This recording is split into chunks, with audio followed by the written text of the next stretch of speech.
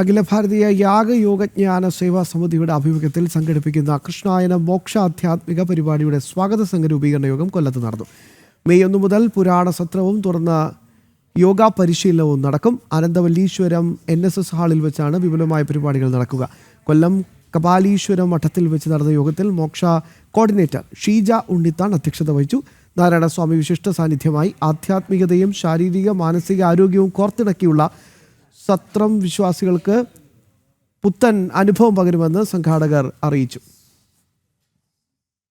കൃഷ്ണായനം അഖില ഭാരത യാഗ യോഗ ജ്ഞാന സേവാ സമിതിയുടെ ഈ വർഷത്തെ പ്രോഗ്രാമാണ് മോക്ഷ 2026. അതിൽ ആദ്യത്തെ 10 ദിവസം ഉപനിഷത്ത് സത്രമാണ്.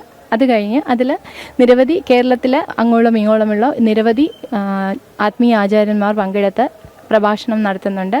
കൃഷ്ണായനത്തിൻ്റെ സനാതന ധർമ്മത്തിനെ കുട്ടികളിലേക്ക് എത്തിക്കണം, എല്ലാവരിലേക്കും എത്തിക്കണം, ലോകത്ത് എല്ലാവർക്കും നന്മ വരണം എന്നുള്ള ഒരു പദ്ധതിയാണ് നമ്മളുടേത്. എല്ലാവർക്കും നന്മ വരാൻ വേണ്ടിയാണ്, ലോകക്ഷേമത്തിന് വേണ്ടിയും എല്ലാവർക്കും സമ്പൽ സമൃദ്ധി ഉണ്ടാകാൻ വേണ്ടിയാണ് യാഗങ്ങളെല്ലാം നടത്തുന്നത്.